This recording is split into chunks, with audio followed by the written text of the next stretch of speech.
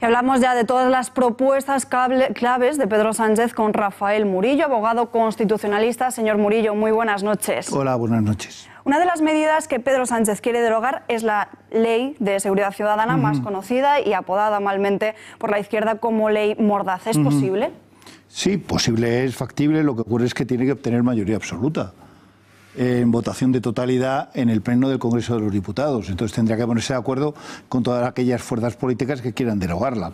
Parece ser que puede tener posibilidades, ya que tanto otros grupos parlamentarios como Podemos o como Esquerra Republicana de Cataluña y otros grupos, pues incluso el PDeCAT, pueden estar de acuerdo con la reforma o la transformar esa norma de la Ley de Seguridad Ciudadana, con lo cual no creo que tenga ninguna dificultad, ya que ha obtenido una mayoría suficiente para poder obtener el ser presidente del Gobierno, con lo cual posibilidad existe. Otra cosa es que consigan ponerse de acuerdo en qué sentido, cómo y qué medidas hay que cambiar. Lo que ocurre es que todo esto también cambiaría y crearía un problema bastante complejo, porque ya en nuestro Código Penal, que se ha modificado, no hay diferencia entre delitos y faltas, porque más bien las faltas se administrativizaron. Entonces, claro, nos quedaríamos con unos sistemas que había que crear una ley de seguridad ciudadana, pero con unos mecanismos también de protección que antiguamente estaban recogidos en el Código Penal como faltas. Pero ¿cómo va el Partido Socialista a sacar adelante alguna de sus medidas cuando el Partido Popular tiene mayoría absoluta en el Senado?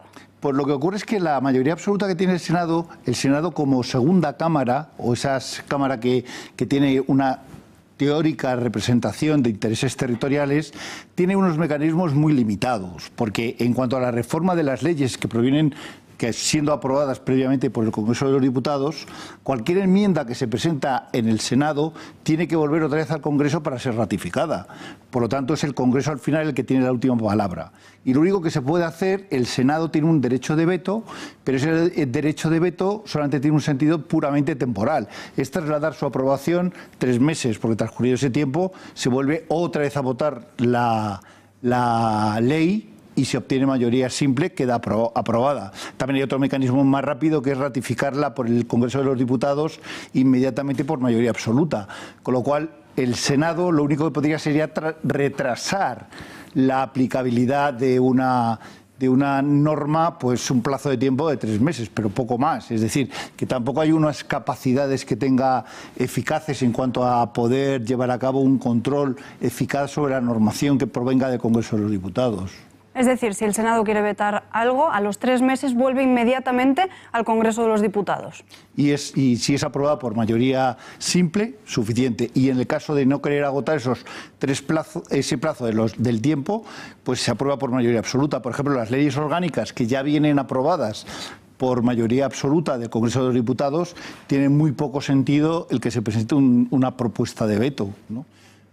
O sea que no tiene ningún sentido, porque ya viene directamente con mayoría absoluta, con lo cual, teóricamente, si el Senado veta esa norma, pues sería levantada inmediatamente por mayoría absoluta por el Congreso de los Diputados, que ya la ha obtenido anteriormente, ¿no? Una de las posibles cesiones de las que se habla del Partido Socialista al PNV es la reforma del Estatuto Vasco, contemplando la posibilidad de un referéndum de autodeterminación. ¿Puede prometer el Partido Socialista algo así? Hombre, eso sería inconstitucional.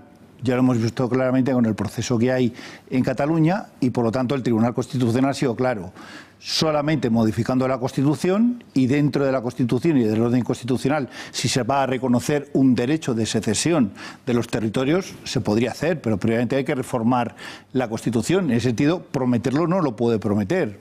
Sería una promesa que sería de difícil incumplimiento, salvo que previamente se reformara, y en este caso es bastante complicado, porque se necesitaría una mayoría de 2/3 para poder llevar a cabo la reforma de la Constitución. Y una vez reformada la Constitución, pues claro, podría caber esa posibilidad de un referéndum de secesión, pero en principio eso no lo puede prometer el presidente del Gobierno actualmente. Sería inviable poderlo llevar a cabo, ¿no? Es decir, por lo que nos está contando, si Pedro Sánchez quisiera reformar la Constitución necesitaría el apoyo de 2/3. Sería bastante imposible, entonces. Sí, sobre todo porque esta es la parte que afecta a lo que se llama la revisión constitucional, que es la reforma agravada del texto constitucional, que está recogido en el artículo 168 del mismo, que exige disolución de las cámaras y exige unos procedimientos muy complejos para llevarlo a cabo. Es decir, que luego va a haber un proceso electoral donde sean las nuevas cámaras las que lleven a cabo realmente el proceso de reforma. Con lo cual también hay un debate público en el sentido que también los ciudadanos, en cierto modo, tenemos la capacidad de aceptar o rechazar, en ese caso, la posibilidad de llevar a cabo la reforma, porque si hay un partido que propone el no seguir adelante con la reforma y tiene una mayoría suficiente, pues no se seguiría adelante con la reforma, ¿no? Con lo cual, el mecanismo es bastante complejo en este sentido. ¿Puede gobernar Pedro Sánchez a golpe de decreto ley? Hombre, eso siempre se puede hacer, y siempre y cuando obtenga la mayoría simple dentro del Congreso de los Diputados. Incluso el Partido Popular, hay que reconocer que ha utilizado el decreto ley en demasiadas ocasiones, creo yo, y en cierto modo eliminando, quitando ciertas actividades que serían propias del Parlamento a través del decreto ley y teniendo mayoría absoluta, ¿no? Con lo cual es un mecanismo que hay que tener en cuenta que siempre los partidos políticos y sobre todo los gobiernos suelen utilizar. Entonces, claro, utilizar el decreto ley siempre se puede utilizar. La ventaja que tenemos es que siempre hay un Tribunal Constitucional que tiene la posibilidad de analizar y determinar si han existido las circunstancias que permiten la aplicación del decreto ley para poderlo usar, ¿no? Y entonces esto es muy interesante y muy importante tener en cuenta que hay una garantía, es decir, no se puede utilizar siempre porque uno quiera, sino que tiene que haber una extraordinaria y urgente necesidad para poderlo llevar a cabo. Y eso tiene una capacidad de controlarlo el Tribunal Constitucional siempre y cuando alguien recurra ese decreto ley, claro. Hablábamos antes de las exigencias de los nacionalistas vascos, pero también las hay de los independentistas. Esquerra y PDeCAT pretenden el cambio del fiscal general del Estado para así conseguir la libertad de los golpistas catalanes. ¿Podría hacerlo Pedro Sánchez y qué pasos tendría que hacer para cambiar a un fiscal? Bueno, primero tendría que tener el gobierno.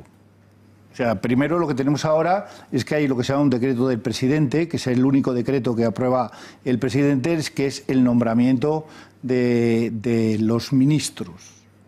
Entonces, una vez que haya gobierno y hayan tomado juramento y hayan prestado juramento ante Su Majestad el Rey, y en el Consejo de Ministros que se reúna, pues tiene la capacidad suficiente el gobierno de nombrar, como dice la Constitución y recoger la Constitución, el fiscal general del Estado. En ese sentido no hay ningún problema que lo pueda cambiar. O lo que ocurre es que yo creo que si se ha seguido un mecanismo jurisdiccional, el Tribunal Supremo sigue por unas vías y la Fiscalía ha seguido por unas vías, supongo que sería bastante complejo y complicado que un nuevo fiscal quisiera modificar esas situaciones, ¿no? Claro, lo que ocurre es que tendría que solicitar, y si le hace caso el juez instructor, en este caso, de aquellas medidas que entienda que tienen que modificarse. Con lo cual no es una decisión unilateral del fiscal, sino también del juez que está instruyendo el caso.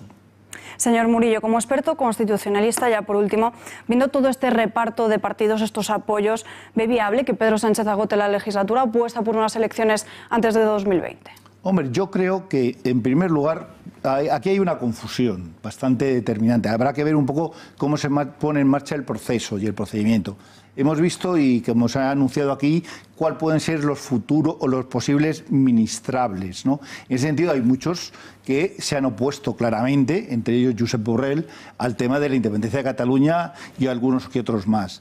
Hombre, yo creo que le va a costar bastante el poder llegar a acuerdos con ciertos sectores pro-independentistas catalanes, con lo cual yo creo que va a ser un gobierno que, para intentar contentar a todos de tan diferente y distinta posición ideológica, va a ser muy complicado. Y por lo tanto yo creo que la única posibilidad que va a haber al final es que no va a haber más remedio que convocar elecciones anticipadas, ¿no? Que yo creo que también sería bastante bueno para una sanidad y sanear toda esta situación que es bastante complicada y compleja que tenemos, ¿no? Yo creo que también aquí los ciudadanos tenemos que decir algo, ¿no? En esta situación, que es una situación de crisis, porque no olvide que este presidente es un presidente fruto de un mecanismo de control-sanción que tienen las Cortes frente al Ejecutivo, que ha obtenido la confianza del mismo, con lo cual es una situación también de cierta excepcionalidad en cuanto al acceso a la presidencia del Gobierno.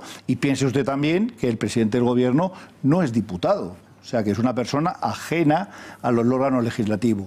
Con lo cual, pues dependerá un poco de los apoyos que encuentre, qué posturas va a tomar y qué reparto de poder va a hacer, ¿no?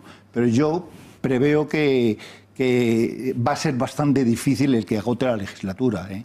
Yo creo que de aquí 6 o 8 meses quizá tenga que plantearse el disolver las cámaras. Veremos qué pasa finalmente. Señor Murillo, gracias por estar aquí con nosotros. Buenas noches.